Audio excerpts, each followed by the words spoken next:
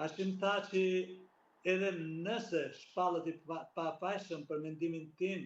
ai është përgjegjës për klimën që pati krijuar në kohën e luftës në marrëdhëniet politike me kundërshtarët e tij politik, dhe këtë klimë pati krijuar sepse bashkëpunoi ngushtë me njerëz të qeverisë së Tiranës, të cilët ishin të interesuar jo shumë për çlimin e Kosovës sa për dëbimin e Ibrahim Rugovës nga lidershipi i Kosovës dhe marrjen e pushtetit prej Hashim Thaçit, një prej cilëve eksponenti asaj kohe ishte Fatos Klosi, por ka patur edhe të tjerë, disa prej cilëve kam vënë re që janë tërhequr tashmë dhe ndoshta janë penduar për atë çfarë kanë shprehur dhe atë mbështetje që i kanë dhënë Hashim Thaçit, por Hashim Thaçi për moshën që kishte, për formimin që kishte, për kohën që kishte, mund ta justifikoj sepse ai nuk ishte i aftë të gjykonte dhe të vlerësonte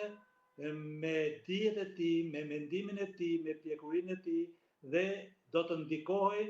nga njerëz të tillë si Fatos Klosi dhe të tjerë, dhe do të hynte në një rrugë pa krye, së paku për të krijuar një klim armiqësore me kundërshtarët politik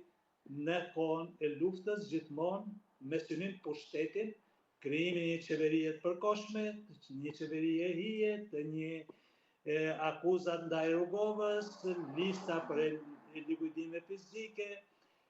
armiqësi e hapur, akuza për tradhti ndaj Rugovës, e mbështetur edhe nga eksponentët e qeverisë së Tiranës së asaj kohe, saktësisht edhe të presidentit të Republikës të asaj kohe, dhe mendoj që Hashim Thaçi në këtë aspekt është fajtor. Nëse ka bërë apo s'ka bërë krime, do ta thotë gjykata. Ndërsa për të akuzuarin e katërt, zotin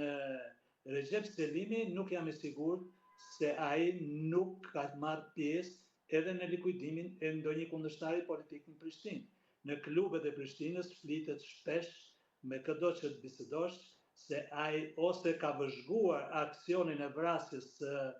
Xhemal Mustafas ose ka marrë pjesë në atë aksion. Nuk e di gjykata dhe prokuroria sa janë marrë me këtë çështje, por gjykoj që Recep Selimi ka qenë dorë zgjatur e dikujt, se kujt ai e di, për të likuiduar kundërshtarët politik.